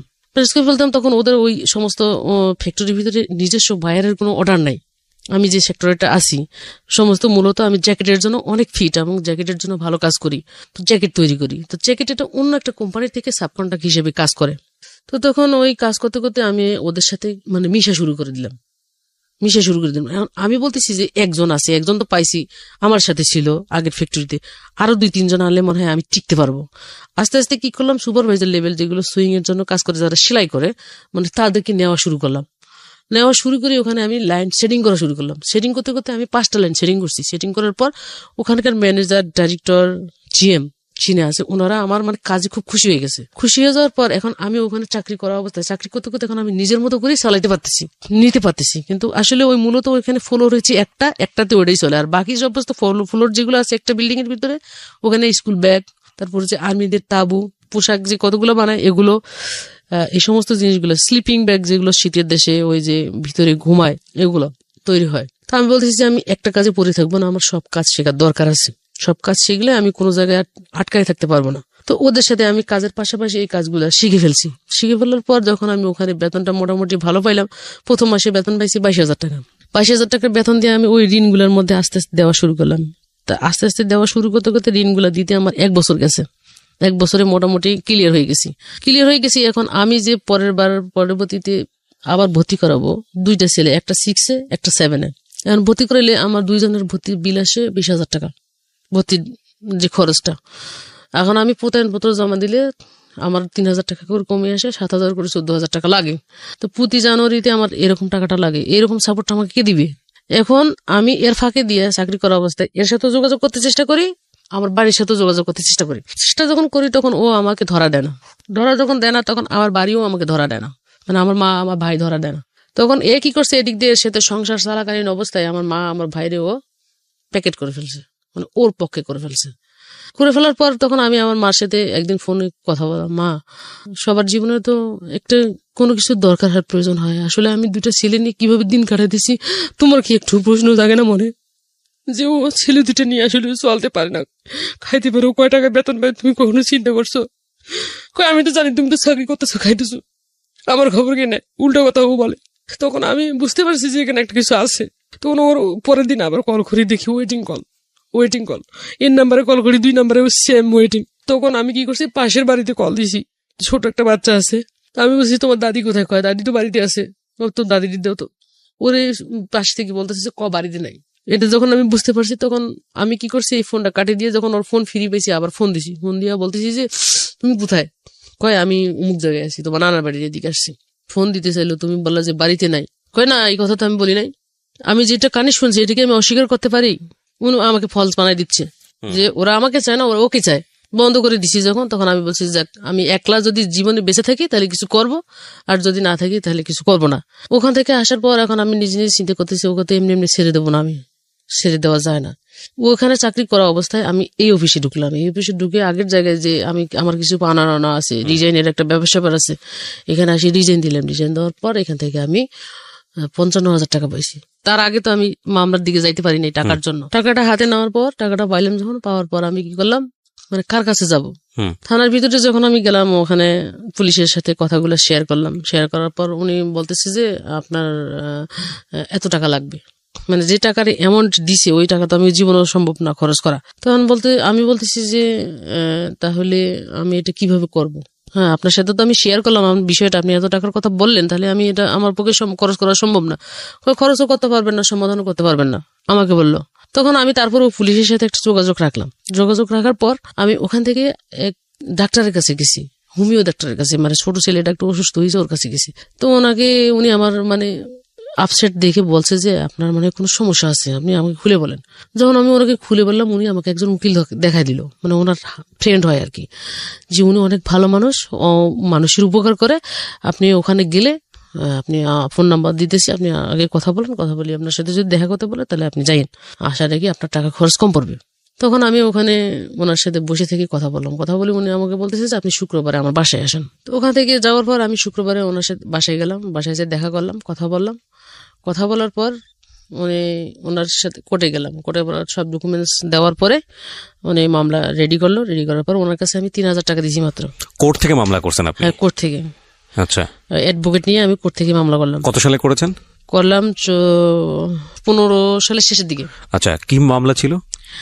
উনি মামলাটা দিল শিশু নারী নির্যাতন, নারী এবং শিশু নির্যাতন মামলা। আচ্ছা, দেওয়ার পর আবার এই যে বোন বিয়ে করছে, এই ডকুমেন্টস আমি থাকা অবস্থায়, আমার 2টা ছেলে আছে, সবকিছু ডকুমেন্টস নিয়ে সব কথাই ওখানে উল্লেখ করা হয়েছে।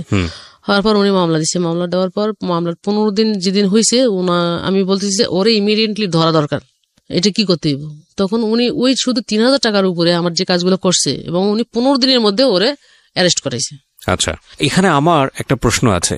আপনি যেটা বলছেন যে যেই পার্টিকুলার কোনো পুলিশের কাছে আপনি গেছেন, সে আপনাকে সাহায্য করেনি, কিন্তু আমাদের যেটা একটা নিয়ম আছে, আপনি কি জানেন যে একটা হেল্পলাইন আছে 99999, এটা কি জানেন? পুলিশের হেল্পলাইন, যে এই নাম্বারে ফোন করে যদি কোনো বিপদ বা কোনো ধরনের পুলিশের সাহায্যের দরকার হয়, পুলিশ এই নাম্বারে ফোন করলে এটা সাহায্য করে।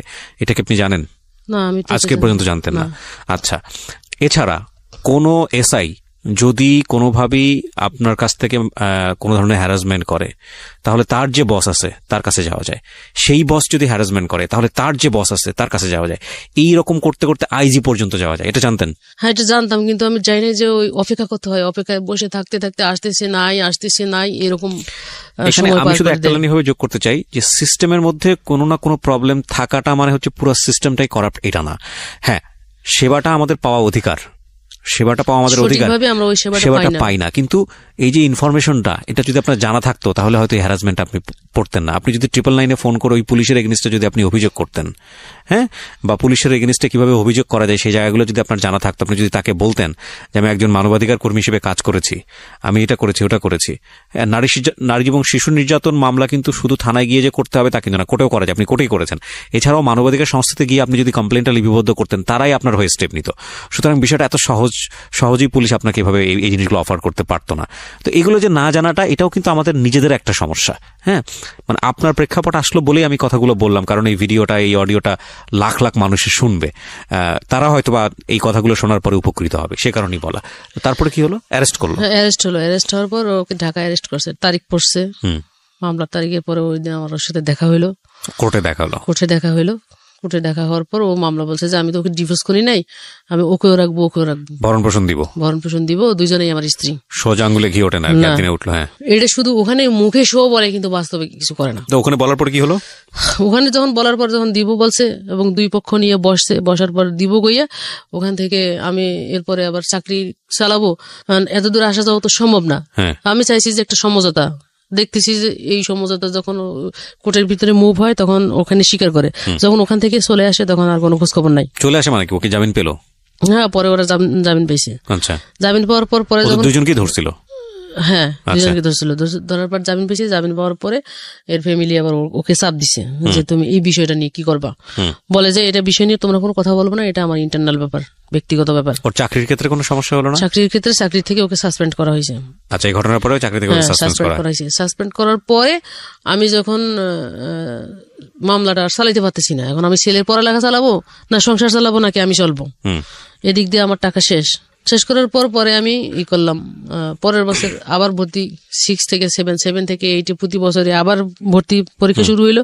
টাকা এদিক দিয়ে খরচ করলাম, পরে সুদে টাকা নিয়ে ছেলে ভর্তি করাইলাম। পরে আমি যখন মামলাটার পরে চালাইতে পারতেছি না, এদিকে আমার একটা ব্যাকআপ হওয়ার কারণে পরে ও নিজে থেকে কোর্টের মাধ্যমে কি করে রিলিফ হয়ে গেছে। হয়ে যাওয়ার পরে আবার পুনরায় কোন কাগজপত্র শো করে আবার চাকরি করতেছে।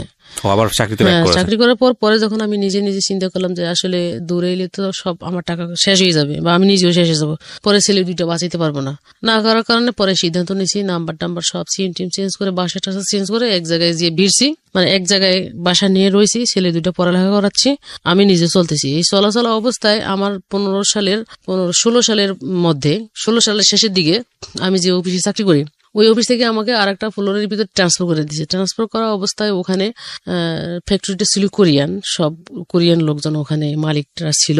চাকরি করা অবস্থায় এক কোরিয়ান লোকের চোখের মধ্যে আমি পড়ে যাই। ও কোরিয়ান যেভাবে হোক ও আমাকে ভোগ করবে, মানে ওর ভিতরে পরিকল্পনা একটা। তখন আমার বাঙালি যে ম্যানেজমেন্ট আছে, বাঙালি ম্যানেজার ওনাকে প্রস্তাব করার পর ও বাঙালি ম্যানেজার বলছে যে ওকে এই সমস্ত কথা বলা তো দূরের কথা, আমি যদি ওকে কিছু বলি ও জুতা খুলে আমারে পিঠাইবো, ওকে আমি এই কথা বলতে পারবো না, যদি তুমি বলতে না পারো তুমিও চাকরি করতে পারবে না। ওনার উপর একটা প্রেশার যখন আসছে তখন উনি আমাকে রুমের ভিতর ডাকে নিয়ে কথাটা আমাকে বলছে। আমি বলছি যে দেখেন, আমার জীবনে যাই হোক, যা কিছু হোক না কেন, যতই ঝড় যাক না কেন, আমি আমার ক্যারেক্টার খারাপ করব না।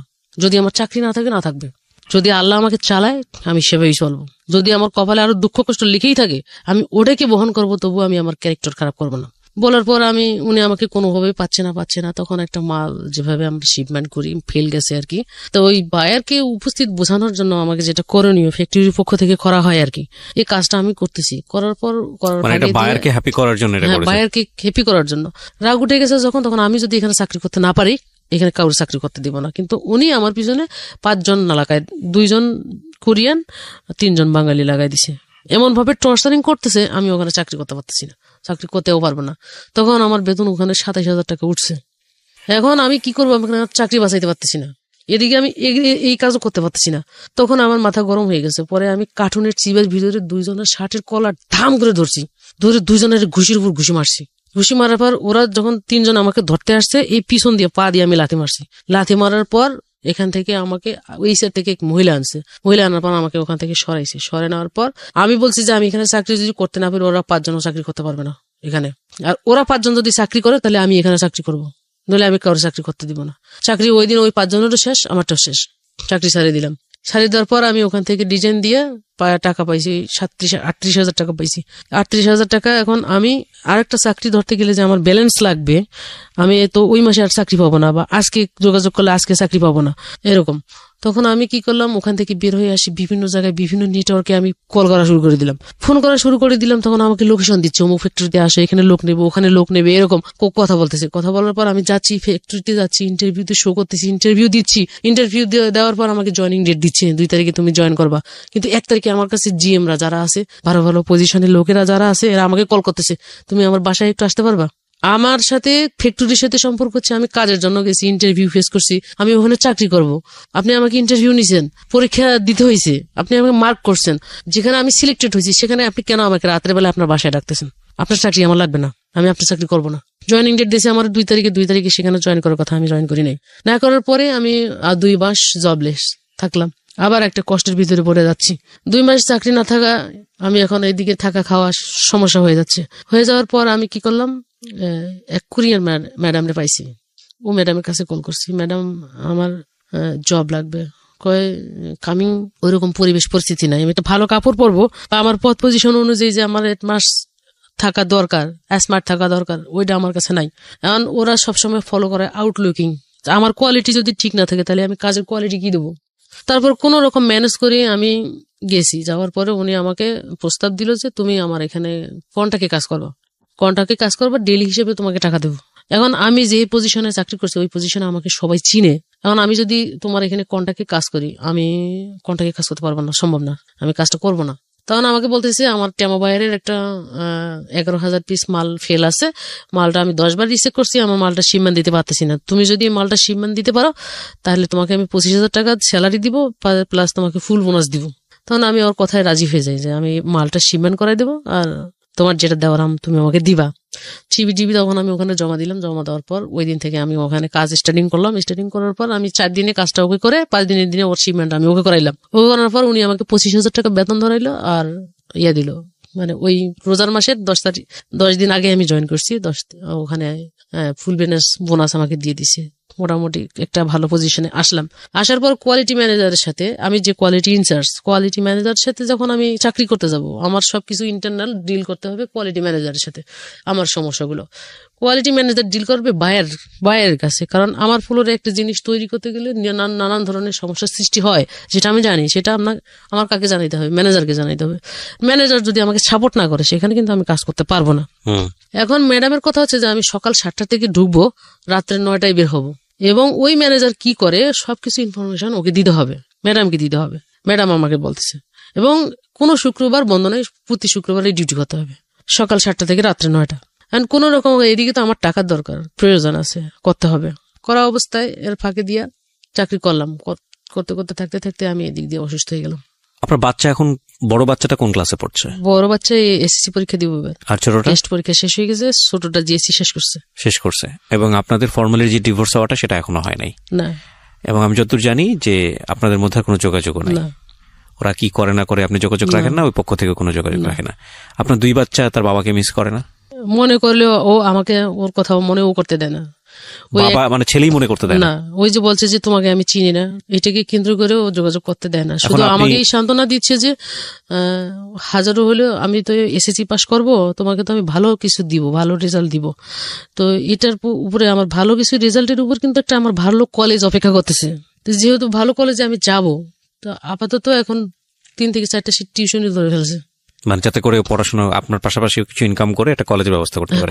যে আমি 3-4টে টিউশনি ধরে ফেলছি, আমার টিউশনির বেতন প্রায় 3 থেকে 4,000 টাকা হবে, আমি আমারটা চালাই নিতে পারবো। তুমি শুধু কষ্ট করে ছোটটাকে একটু ধাক্কায় তুলে ফেলাও। কারণ আমি যে কষ্ট করে চাকরিটা করতে যাব, আমার শারীরিক ভাবে আমি অন্য একটা সমস্যায় আছি। আচ্ছা, এখানে আরেকটা কথা বলি, সেটা হলো যে আপনি ডিভোর্স দেন না কেন আপনার হাজবেন্ডকে এত কিছুর পরেও? ডিভোর্স করি নাই যে আমার ছেলেপেলেরা বড় হচ্ছে, যদি কখনো কোনো সময় পিতৃ পরিচয়ের জন্য কেউ কিছু বলে, এটা তো বলতে পারবো যে আমার হাজবেন্ড আছে, বা আমি ব্যতিক্রম চিন্তা ভাবনা কখনো করি নাই। যদি আমি কখনো করতে যাইতাম ব্যতিক্রম চিন্তা ভাবনা যে আমি আর একটা বিয়ে করবো, তাহলে আপনি করতেনই, তাহলে এটা করতাম। যে বিয়ে করার চিন্তা ভাবনা কেন করি নাই, যে যাকে এত ভালোবেসে এক কাপড়ে যার কাছ থেকে পালাই চলে আসি, মানে নিজের ওর উপর ভরসা করে চ্যালেঞ্জ করে সংসার জীবনে ঝুঁকি নিছি, সে আমাকে ছেড়ে চলে গেছে। আমি আরেকজনের কাছে যাব, সে যে আমাকে ছেড়ে চলে যাবে না তার গ্যারান্টি আমি দিতে পারবো? আপনার লাইফের এখন পরিকল্পনা কি, এম কি, ভবিষ্যৎ পরিকল্পনা কি? ভবিষ্যৎ পরিকল্পনা হয়তো মানে একবার যদি এগোতে চাই যে আমি বিয়ে শাদী করবো, কিন্তু 2বার আমি পিছিয়ে আসি। এই জায়গাটা নয় বাদই দিলাম, এছাড়া থাকে না মানুষ, বেঁচে থাকি কেন আমরা? আপনার যদি বলি যে সুখের জায়গা কোনটা, মানে আস্থার জায়গাটা কোনটা, যে এই ভবিষ্যৎটা চিন্তা করে আপনি এখনো শক্তি পান, সেই জায়গাটা কোনটা? ভবিষ্যৎ চিন্তা করি যে আমার শুধু ছেলে 2টোর উপর ভবিষ্যৎ চিন্তা করি, আর কিছু না, আর কোনো কিছু চিন্তা করার মতো কিছু নেই। নিজের পরিবারের, আমি এ পর্যন্ত যতজনের, আমার মা বাবা ভাই বোন স্বামী বন্ধু বান্ধব সব থেকে শুরু করে আমি কখনো কারো কোনো ক্ষতি করি নাই, বরং নিজের টাকা পয়সা শ্রম সবকিছু দিয়ে উপকার করছি। কিন্তু যখন আমি বিপদে পড়ছি, তাদের কাছে কল করছি, সবাই আমার থেকে সরে চলে গেছে। এটাই আমার থেকে জীবনে বড় দুঃখ এবং বড় কষ্ট। তো মনে হয় না যে সবচেয়ে কাছের মানুষ মা, সে থাকলো না, আপনি যদি বলেন ভাই, সেও নাই, তো রক্তের সম্পর্কের মানুষগুলোই তো আপনার কাছে থাকেনি, অত সেই ফ্যামিলিকে আপনি টেনে তোলার জন্য আপনি কি করেন নাই? সবই করছেন। সব করছি। তাহলে আপনার সন্তানরাও যদি বড় হয়ে আপনাকে কষ্টটা দেয়, তখন কি করবে? এই যে কষ্ট ছাড়া তো এর থেকে আর বেশি কিছু নাই। এখন আমি কার উপর ডিপেন্ডেন্ট করে আর একটা জীবনের সাথে জড়াবো যে সে আমাকে ভালোবাসবে বা ভালোবাসা দিবে? আমি সত্যি বলতে আমি প্রকৃত ভালোবাসা আমি কারো থেকে পাই নাই। আমার ভিতর কাঁদে যে আমি একটা ভালো মানুষ পাবো বা কাউকে ভালোবাসবো, কেউ আমাকে আমার মতো করে ভালোবাসবে, এটার জন্য আমি খুব মিস করি। এখানে আজকের এই গল্পটা না, মানে 2 দিক থেকে খুব গুরুত্বপূর্ণ। একটা হচ্ছে যে একটা মেয়ে, আমাদের সমাজের একটা নারী কতটা ফাইট করে দেখেন, কন্যা থাকা অবস্থায়, জায়া থাকা অবস্থায় এবং জননী থাকা অবস্থায়। এই ভদ্রমহিলা রাইট নাও 36 ইয়ার্স, যদি ভুল না বলে থাকি, 36 বছরই তো বলেছিলেন প্রথম দিকে। 36 বছর বয়সে তার জীবনে পাওয়া বলতে কিছুই নাই এই 2টা সন্তান ছাড়া। এবং এই 2টো সন্তানের, আমি যে বললাম না 2টো অ্যাঙ্গেলের গল্প আজকে, সেটা হচ্ছে যে আপনি নারীদেরকে কেন বেশি করে সম্মান করবেন সেটা জানা দরকার। এই মহিলাটা কিচ্ছু চায় না, কষ্ট করে শুধু রুটি রুজি দিয়ে তার 2টো সন্তানকে মানুষ করবে, সেখানেও কত প্রতিবন্ধকতা, এবং এই জন্য এদেরকে বেশি বেশি সম্মান করা উচিত। আর আরেকটা জায়গা, যে জায়গাটা হচ্ছে হলো এনার 2 সন্তান। এই 2 সন্তানকে আজকের এই গল্পটা, আমি জানি না আপনার সন্তানকে আপনি কখনো এগুলো বিস্তারিত বলেছেন, কখনো কাছে বসিয়ে বলা হয়েছে, সেই সুযোগটা পেয়েছেন?